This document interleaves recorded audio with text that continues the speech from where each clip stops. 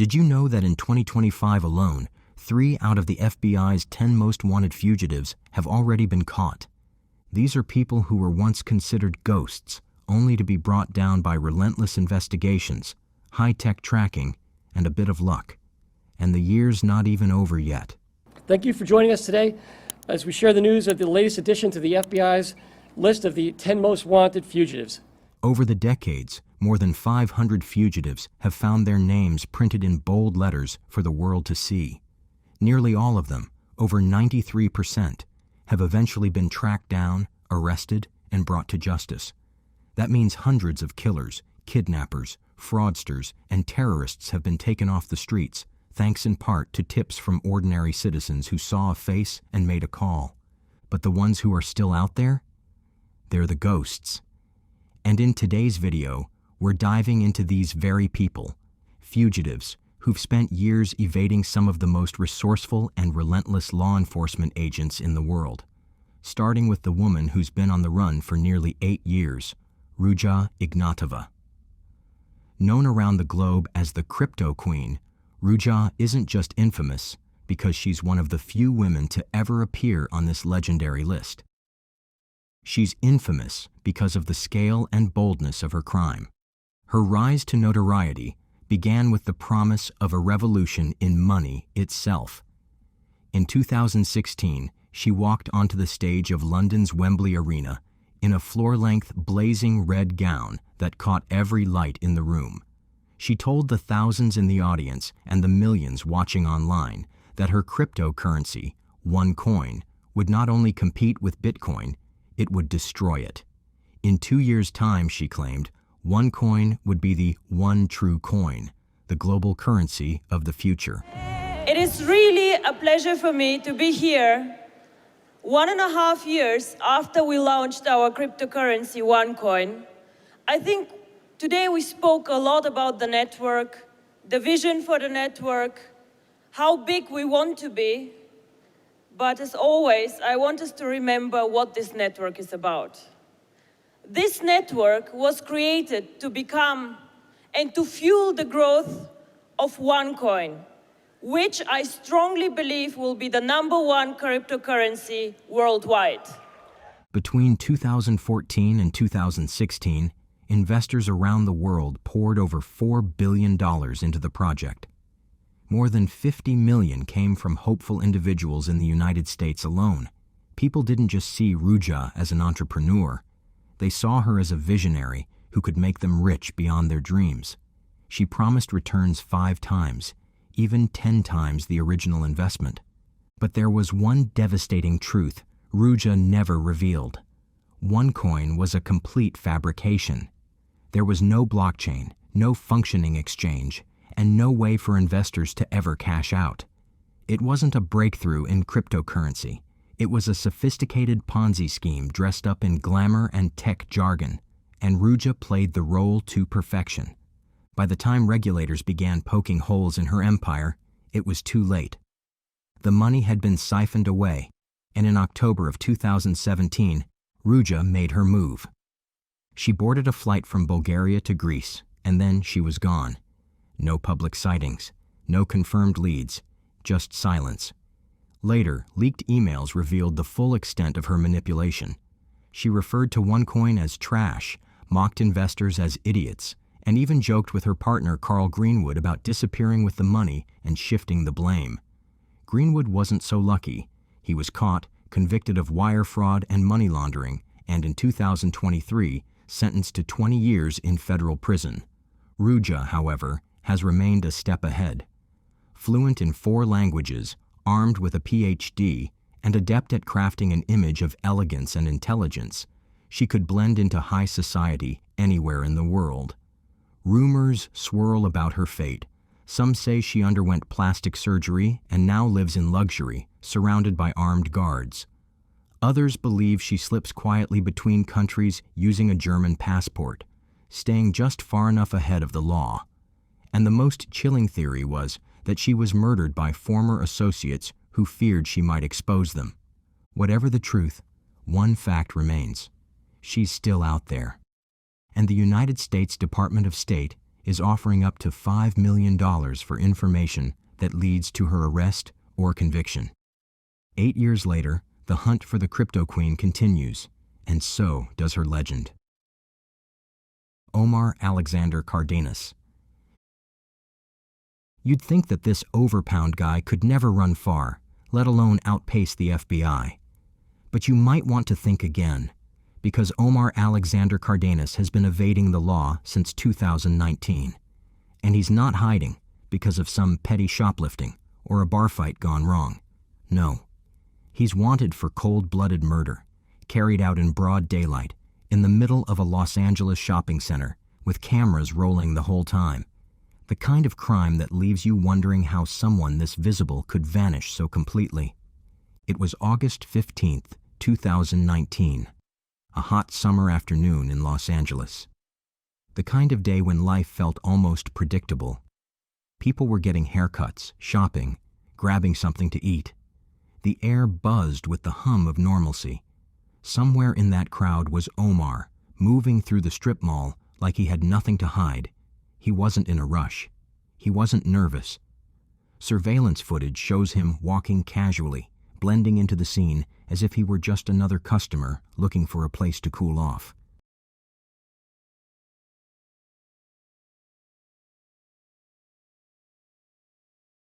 But just minutes later, his true purpose became chillingly clear. Another camera angle catches him again, still casual, still calm, before he turns a corner and comes face to face with 36-year-old Jesse Avalos. Without a word, without hesitation, Omar pulled out a semi-automatic handgun and fired multiple shots directly at Avalos's head, killing him instantly. This wasn't a heat-of-the-moment argument. This wasn't self-defense. This was a targeted hit, deliberate, calculated, and brazen enough to be carried out around 4 o'clock in the afternoon while businesses were open, people were walking by, and security cameras were running. After the shots, Omar didn't stick around. He turned and ran, disappearing from the camera's view, and eventually from the entire country.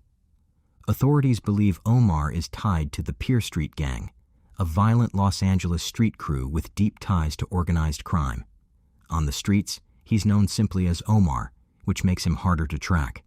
Investigators suspect he fled to Mexico within hours of the killing, possibly relying on gang connections or relatives to hide him from law enforcement. 2 years later, in September 2021, the FBI added him to their 10 most wanted fugitives list, charging him with murder and unlawful flight to avoid prosecution. They hoped the national attention and a reward of up to $250,000 would lead to his capture. But here's the frustrating part. Omar isn't a ghost. He has a distinctive look, at least the last time he was seen. The FBI describes him as around 300 pounds, wearing thick prescription glasses, with at least one visible tattoo. He's considered armed and extremely dangerous. And yet, despite those very recognizable features, no one has managed to track him down. It's entirely possible that he doesn't even look like that anymore. He could have lost a significant amount of weight, shaved his head, grown facial hair, or ditched the glasses. Maybe he's altered his appearance just enough that even people who've seen his wanted poster wouldn't connect the dots. He could be hiding in plain sight, working under a fake name, living in a small town, doing everyday things like buying groceries, getting gas, or standing in line at the post office. That's what makes this case so unsettling. The thought that the man caught on camera committing a cold-blooded execution might now be blending in perfectly among unsuspecting neighbors. For Jesse Avalos's family, every day without justice is another day the wound stays open. And for the FBI, the search continues. So if you think you've seen Omar Alexander Cardinus, even if it was years ago, even if he looked different, don't dismiss it. The FBI is offering up to $250,000 for information that leads to his arrest. One call could bring an end to years of silence and finally deliver justice for a murder that shocked Los Angeles on an ordinary summer afternoon. Ryan James' wedding. The next name on the FBI's 10 most wanted list might be the most jaw-dropping of them all, not just because of the crimes, though they're brutal enough to freeze your blood, but because of who he used to be. Meet Ryan James Wedding. Once celebrated as a national hero, a Canadian Olympic snowboarder who flew down icy slopes chasing gold, now transformed into an international fugitive accused of murder, drug trafficking, and running with one of the deadliest cartels on Earth. A former Olympic snowboarder is on the FBI's 10 most wanted fugitives list, and there is a $10 million reward for any information on how to find him.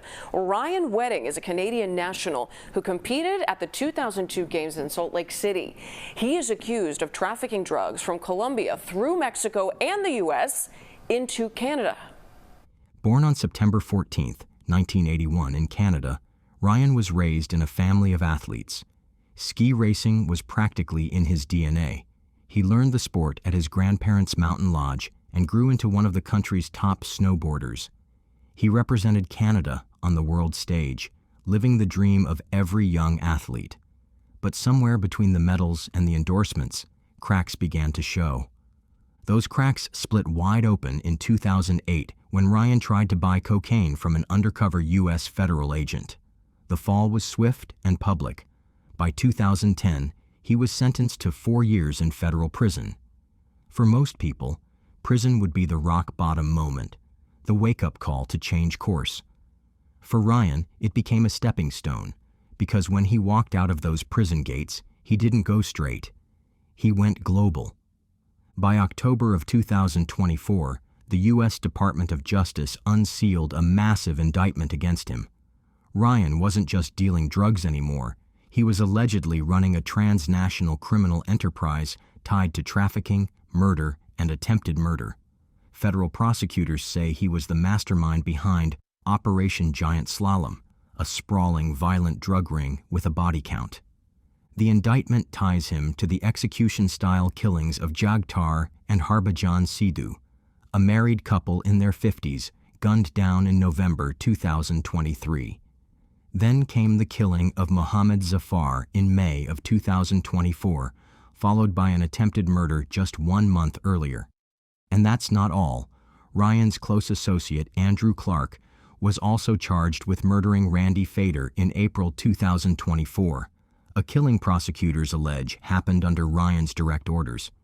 But his ambition went far beyond the Canadian and U.S. borders. Investigators say that after the murders, Ryan fled to Mexico, not to disappear, but to rise even higher in the underworld. Down there, he allegedly secured his place as a high-ranking figure within the Sinaloa cartel, one of the most dangerous and powerful drug syndicates in the world. In that world, he's known by names like El Jefe, Giant, or simply Public Enemy. He is considered heavily armed, extremely dangerous, and deeply connected. His inner circle wasn't untouchable, though. In October 2024, his second-in-command was arrested. Ryan, however, slipped through the net. Since then, he's gone completely dark.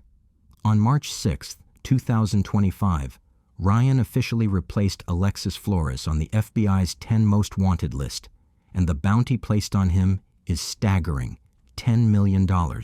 That's one of the highest rewards the FBI has ever offered, and it sends a very clear message. They want him badly, and they want him now. Even his personal life reads like a subplot in a crime drama.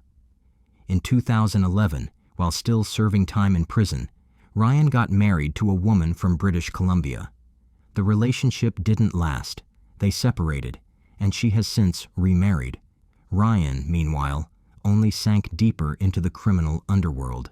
And now, Hollywood is circling. His life story is being turned into a documentary series titled Snow King, From Olympian to Narco, produced by Rolling Stone Films, Dog Wolf, Visitor Media, and Corriente del Golfo, the production company co-founded by acclaimed actors Gael Garcia Bernal and Diego Luna.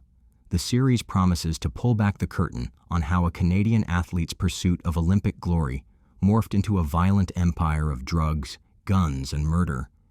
The FBI calls him dangerous. The underworld calls him powerful.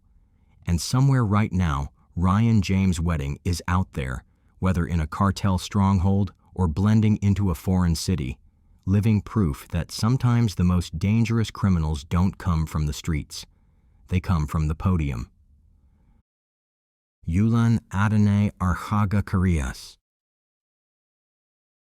Next up is a man the FBI calls one of the most dangerous fugitives on the planet, Yulan Adonai Archaga Karias, better known by the deceptively harmless nickname Porky. His story reads like a high-octane action thriller, except every bullet, every body, and every escape is chillingly real. Standing only about 5'5" and weighing around 160 pounds, Porky is proof that size doesn't define power.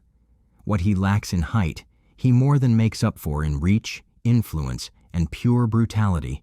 He is the alleged top leader of MS-13 in Honduras, the feared transnational gang known for its ruthless murders, large-scale drug trafficking, and global network of terror. And unlike the street-level enforcers who carry out the bloodshed, Porky operates like a strategist, a kingpin directing an empire that spans multiple countries. $5 million. Tonight, that's the reward being offered for the leader of MS-13 in Honduras. Yeah, a man who has gone through several different looks and has gone by several different names. The FBI says he should be considered armed and extremely dangerous. To understand just how dangerous he is, you need to understand what MS-13 has become. Born in the 1980s on the streets of Los Angeles to protect Central American immigrants from other gangs, MS-13 has since evolved into a multinational criminal powerhouse. Its influence now stretches across El Salvador, Guatemala, Honduras, Mexico, the United States, Canada, and even into parts of Europe like Spain. They are responsible for an endless list of horrors, murders so violent they shock hardened investigators, human trafficking rings, extortion rackets, and the constant flow of drugs across borders. And at the center of it all in Honduras, Porky. U.S. authorities say he has overseen the gang's cocaine smuggling operations into the United States, bankrolled weapons deals, and directed targeted assassinations against rivals and anyone who dared to cross him. He doesn't just lead from the shadows, he builds alliances, moves tons of narcotics, and keeps the gang's operations well-financed and well-armed. But if there's one event that perfectly captures his audacity, it's his cinematic prison escape in February of 2020. Arrested on charges including the assassination of 2 prosecutors, Porky was being escorted to court in the city of El Progreso. That's when more than 20 armed men dressed in military uniforms stormed the building. They opened fire with assault rifles, killing 3 police officers, injuring others, and creating pure chaos. In the middle of the gunfight, Porky walked out, a free man once again, shielded by gunmen who were willing to kill for him. It wasn't just an escape, it was a declaration. He had humiliated Honduran authorities, proved the depth of his connections, and cemented his status as a fugitive who could not be contained by walls or bars. The United States took notice.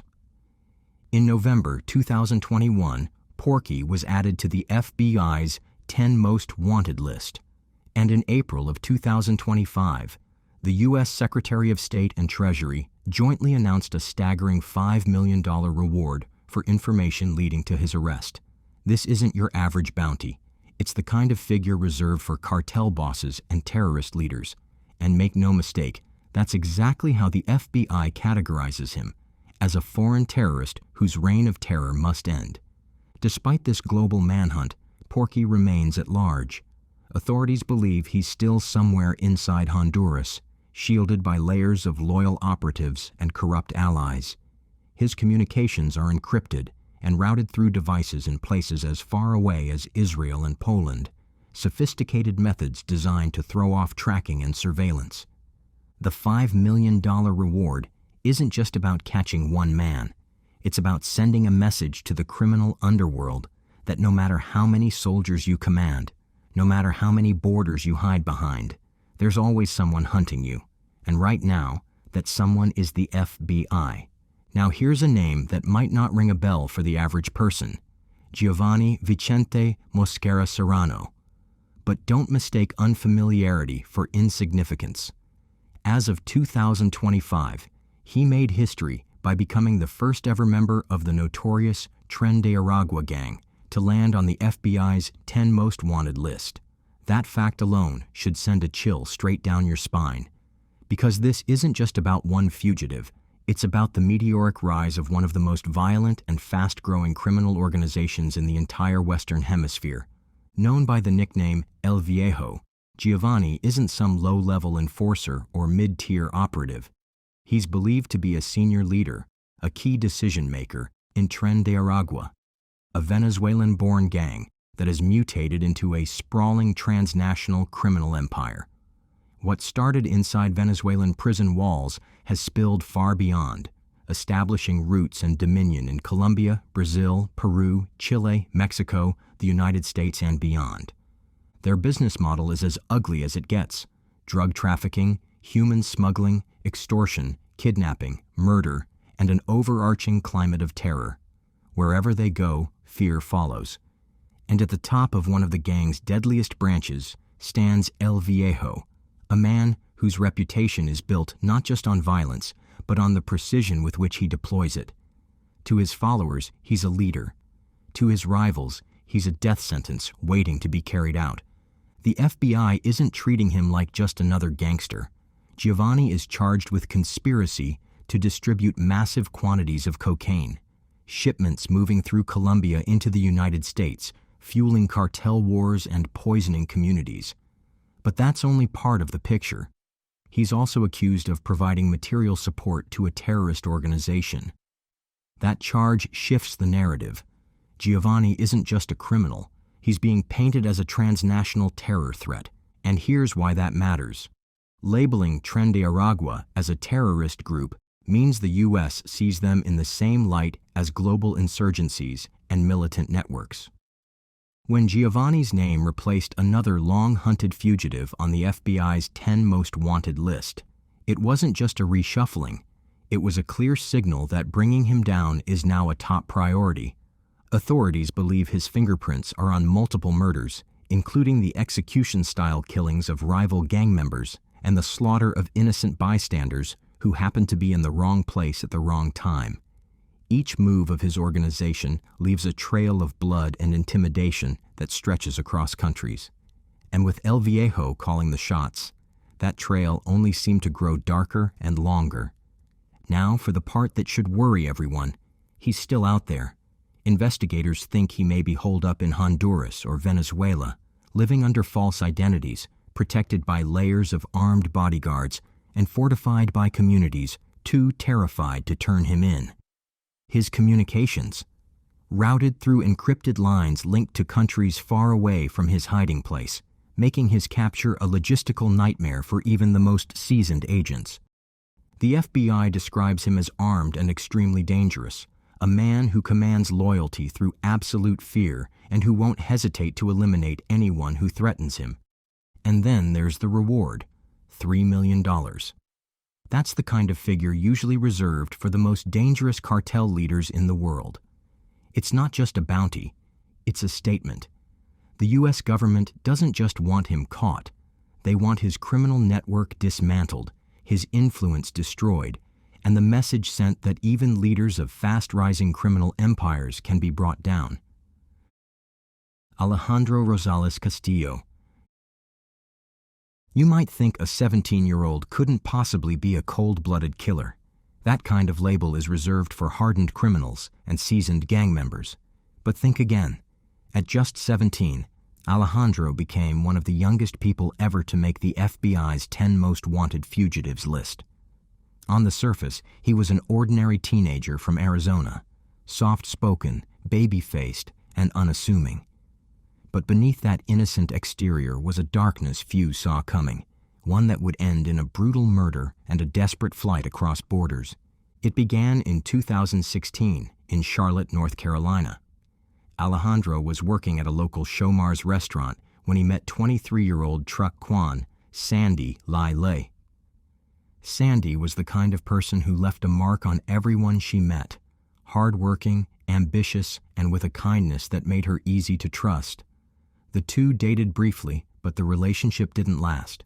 Still, when Alejandro needed money, Sandy lent it to him, likely believing he'd do the right thing and pay her back. That decision would cost her everything. One night, Alejandro contacted Sandy with what seemed like good news. He told her he wanted to repay his debt and asked her to meet him at a quick-trip gas station on Eastway Drive. Sandy agreed without hesitation. After all, why would she suspect danger from someone she had once cared for? But Alejandro wasn't coming alone. His new girlfriend, Amia Feaster, picked him up in a red Dodge Caliber and drove him straight to the meeting spot. What happened next was the start of a calculated betrayal. Instead of paying Sandy back, Alejandro allegedly forced her to withdraw $1,000 from her bank account. Her uncle later confirmed she had emptied the account that night. From there, things took an even darker turn. Alejandro drove Sandy to a secluded wooded area in Cabarrus County. The sun had set, the trees casting long shadows. No one could hear what was about to happen. In that isolated silence, Alejandro raised a gun and shot Sandy once in the head. He left her body in a ravine, as if she were nothing more than an inconvenience to be discarded. The two then fled the scene in Sandy's black 2003 Toyota Corolla, heading west. Their journey ended in Phoenix, Arizona, where they abandoned the car near a bus shelter. Authorities found it on August 15th, but by then, Alejandro was already gone. Surveillance footage confirmed the worst. He had crossed the border into Mexico. By November, investigators charged him with first-degree murder. Soon after, he was also charged with unlawful flight to avoid prosecution. Amia, meanwhile, turned herself in to Mexican authorities on October 20th, just weeks after the killing. She was extradited to the United States, charged as an accessory to murder and with vehicle theft.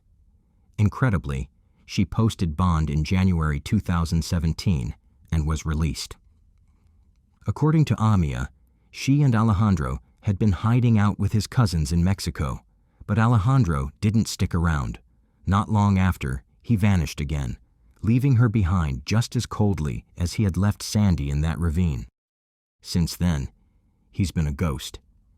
His face has appeared on wanted posters, news broadcasts, and even episodes of America's Most Wanted, most recently in February 2024. Despite the coverage, the tips, and the constant media attention, Alejandro Rosales Castillo remains a fugitive.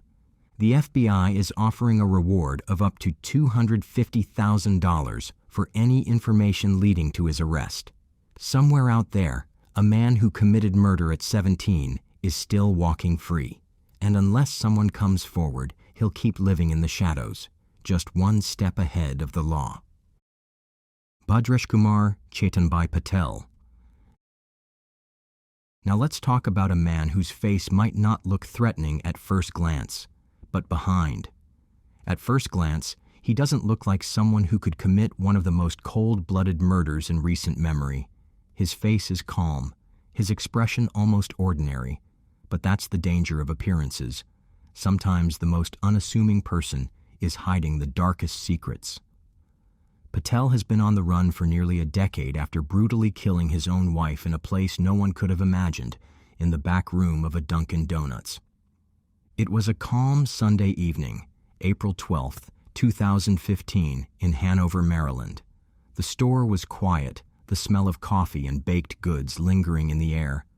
Patel and his wife, Palak, were working their shift together. At around 9:30 that night, store surveillance captured the two walking into the back room. Nothing seemed unusual, just a married couple finishing a long day. But then, only one of them came back out. Patel returned alone, moving with unsettling composure, as if nothing had happened.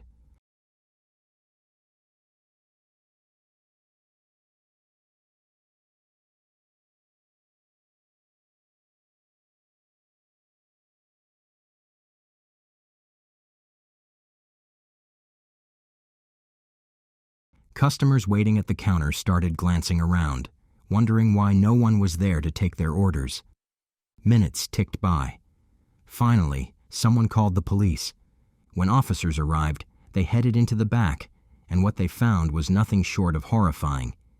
Palak lay on the floor, her life brutally taken. The weapon? A blunt object. There was no sign of forced entry, no robbery, no stranger slipping in unnoticed. This was no random act. It was intimate, deliberate, and personal. The shock rippled through the community. Friends and co-workers spoke of Palak's kindness, how she was gentle, hard-working, and had a warm smile for everyone. So why would her own husband do this? Investigators soon uncovered the answer, growing tension at home. Both Patel and Palak were in the United States on expired visas. Palak wanted to return to India to start over. Patel refused. He was determined to stay in America, no matter what it cost, and that difference in vision for their future became a constant source of conflict. Authorities believe that on that quiet April night, in the cramped back room of the store, the argument boiled over. In a violent flash of rage, Patel ended his wife's life. After the murder, he fled Maryland and somehow slipped into New Jersey, where he checked into a hotel. Surveillance shows him leaving the next morning in a cab, heading for Newark Penn Station. From there, the trail goes cold. Did he board a train? Did someone help him disappear? Or did he catch a bus and vanish into another city entirely? Nearly 10 years later, those questions still have no answers. Theories swirl. Some investigators think he returned to India, shielded by family and using the tight-knit community there to avoid capture. Others believe he may be living under a false identity in another country, blending into everyday life the same way he blended into the Dunkin' Donuts that night, without drawing suspicion. The FBI isn't giving up. They've placed Patel on the 10 most wanted fugitives list and are offering a $250,000 reward for information leading to his capture. His case remains active, his file still open, and agents continue to chase every lead that comes in. Wilver Palamino. Just like the other cartel bosses and warlords we've covered, Wilver Palamino didn't need a flashy nickname, viral headlines, or even a public profile to make the world fear him. He wasn't the kind of kingpin who paraded his wealth or sought the spotlight. He was something far more dangerous, quiet, calculating, and methodical. Wilver built his empire not through grandstanding, but through an unbroken chain of blood, drugs, and terror. In the underworld of transnational crime, it's often the silent ones who are the most lethal. Born in Colombia in the late 1970s, Wilver emerged from obscurity to become one of the most feared operatives within the National Liberation Army, better known as the ELN. Originally formed in the 1960s with political and revolutionary ideals, the ELN eventually morphed into something far darker, a heavily armed syndicate that cloaked its brutality in ideology. For Wilver, it was never about politics or revolution. It was about power, profit, and control. He became the backbone of the ELN's vast cocaine trafficking network, orchestrating the transport of staggering quantities of cocaine from deep in the jungles of South America into the United States and beyond. By the early 2000s, Wilver was already at the helm of an operation moving thousands of kilos of cocaine annually. This wasn't petty smuggling. This was multinational drug trafficking at an industrial scale. What set Wilver apart from other traffickers was his unflinching brutality. His power was maintained not just with money, but with fear. Entire communities in Colombia's rural and remote regions lived under the shadow of his control. Villagers who resisted were kidnapped, beaten, or killed. Rivals didn't just lose turf, they disappeared entirely. His network left behind a trail of mass graves and shattered families, and his word within ELN territory carried the weight of life and death. For years, he managed to stay beyond the reach of law enforcement. Protected by an iron ring of loyal ELN fighters, corrupt officials, and trusted informants, Wilver mastered the art of vanishing. He avoided phones and modern communication, moving constantly through Colombia's dense jungles. To the outside world, he became a ghost, one that haunted entire regions without ever being seen. But ghosts can't hide forever. In March 2020, the U.S. Department of State placed a massive bounty on his head, up to $5 million for information leading to his arrest. The charges? Conspiracy to distribute cocaine with the intent to import it into the United States. In reality, those charges barely scratch the surface of the violence, extortion, and killings tied to his name. The FBI placed him on the 10 most wanted fugitives list, branding him as one of the most dangerous criminals alive. Even with a global manhunt underway, Wilver Palamino remains free. Authorities believe he's still somewhere deep in Colombia, shielded by jungle terrain, constantly moving between hidden camps, and guarded by heavily armed loyalists who either owe him their lives or fear losing them if they betray him. Like the most dangerous kingpins before him, Wilver's strongest weapons have always been loyalty, terror, and secrecy. And for nearly a decade, those weapons have worked. Until someone breaks that chain, he will remain what he has always been, untouchable. Fausto Isidro Mesa Flores. Next up is a name that sends a shiver through the dusty streets of Sinaloa and blares across the radar screens of international law enforcement. Fausto Isidro Mesa Flores, better known as El Chapo Isidro. He's not just another cartel figure. He's a blood-soaked legend, a criminal strategist, and a man whose name has been written in the history books of Mexico's drug war. Today, he holds one of the top spots on the FBI's 10 most wanted fugitives list. And once you hear what he's done, you'll understand exactly why. Born on June 19, 1982, in Navojoa, Sonora, Mexico, Mesa Flores was never destined for a quiet life. By his teenage years, he had already stepped into the violent, unforgiving world of drug trafficking. He may only stand at 5 feet 6 inches tall and weigh around 160 pounds, but don't be fooled by the numbers. His command has been strong enough to mobilize armies of cartel gunmen and bring entire towns to a standstill under the weight of fear.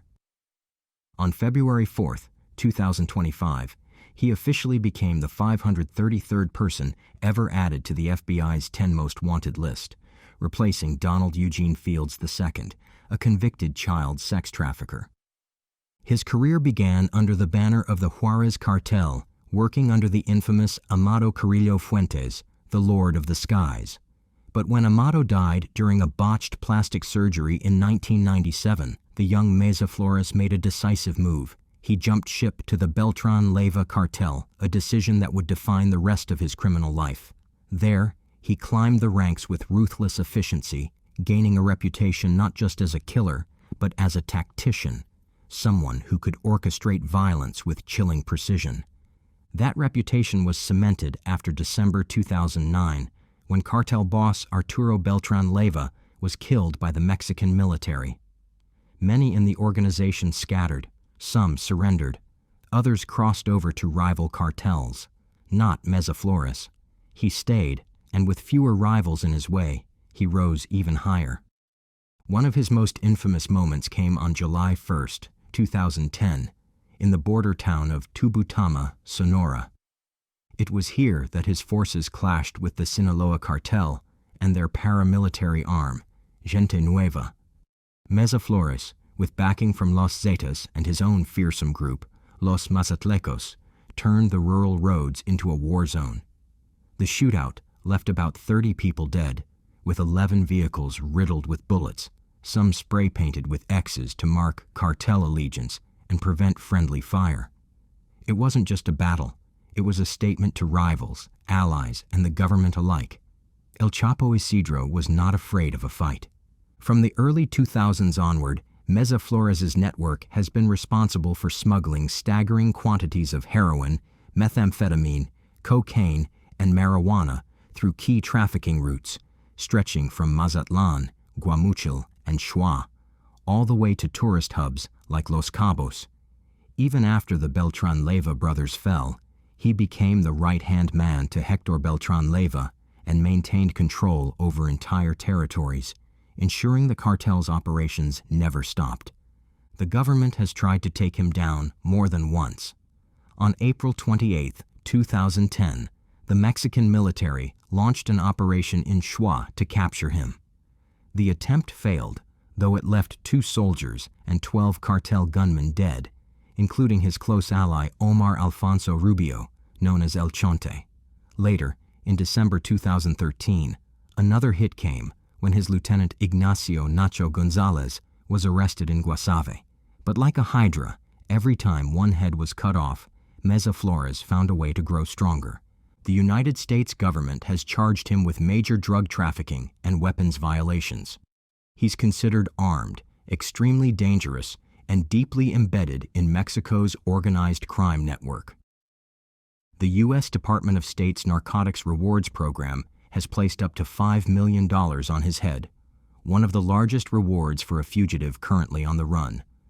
But his influence isn't just measured in firepower, it's also in finances.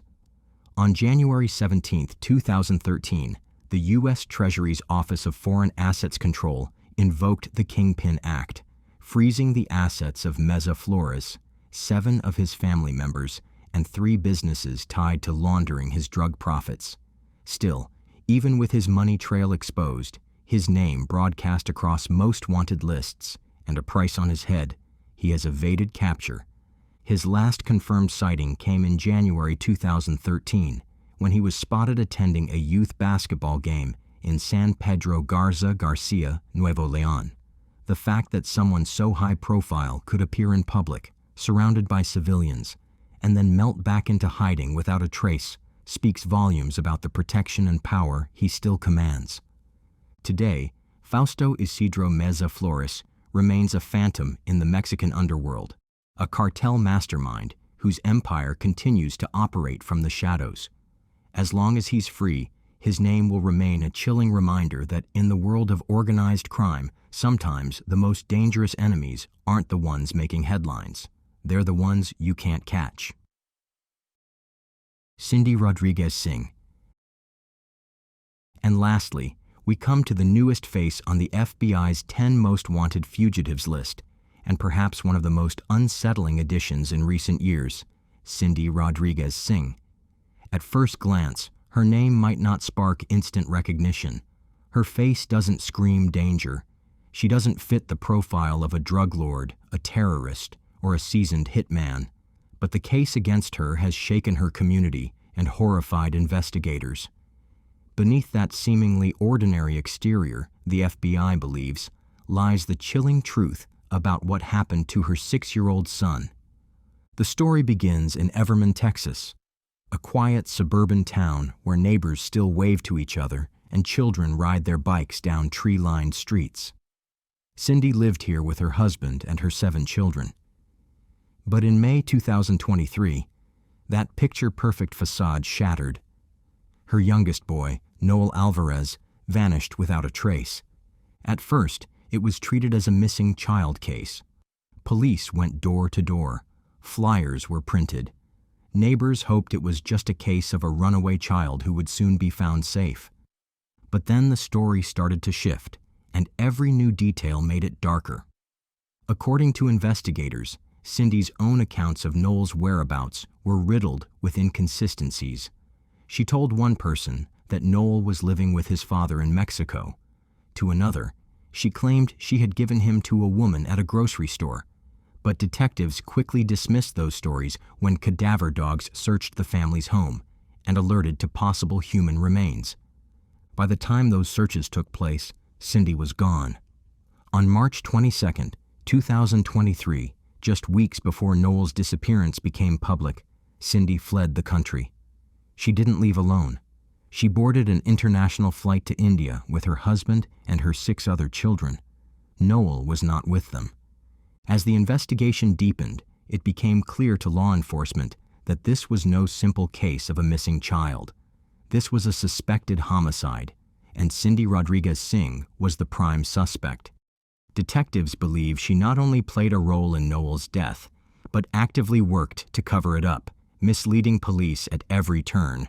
For more than 2 years, she lived off the grid, moving between locations, altering her appearance, and making use of international travel to stay ahead of authorities. Each time investigators thought they were getting close, she vanished again, almost like she knew exactly when and where the net was tightening. But in July 2025, the FBI made its move. Cindy was officially placed on the 10 most wanted fugitives list. That moment was historic. She became only the 53rd woman ever to make the list, and only the second mother in history to be placed there for the suspected killing of her own child. Her addition to the list wasn't just symbolic. It came with a staggering $250,000 reward for any information leading to her arrest. That figure placed her among the highest priority fugitives in America, a clear sign that federal authorities see her as a serious flight risk and a potential danger. Theories about where she is now vary. Some investigators believe she's still in India, shielded by family and moving between safe houses.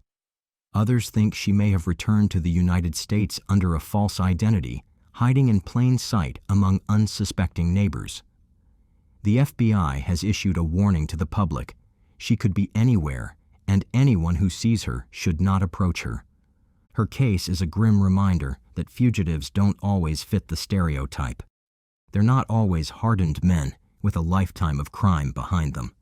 Sometimes they're people you'd pass in a grocery store aisle. People who smile at you while hiding the darkest of secrets. As one special agent put it, fleeing the country doesn't absolve you, it reinforces guilt. And until Cindy Rodriguez Singh is found, the question remains, where is Noel, and will justice ever be served? From cartel kingpins to crypto fraudsters, gang leaders to grieving families, these 10 fugitives represent some of the most dangerous and destructive people on the planet. As viewers, it's easy to feel distant from these stories, but each fugitive underscores a vital truth. Criminals hide in plain sight, in your neighborhood, online, even behind a familiar smile. So, here's the question for you. Which of these fugitives do you think is most likely to be captured next, and why? Share your thoughts in the comments below. If you've made it this far, be sure to check out this next video. I think you'll enjoy it. Thank you once again for watching.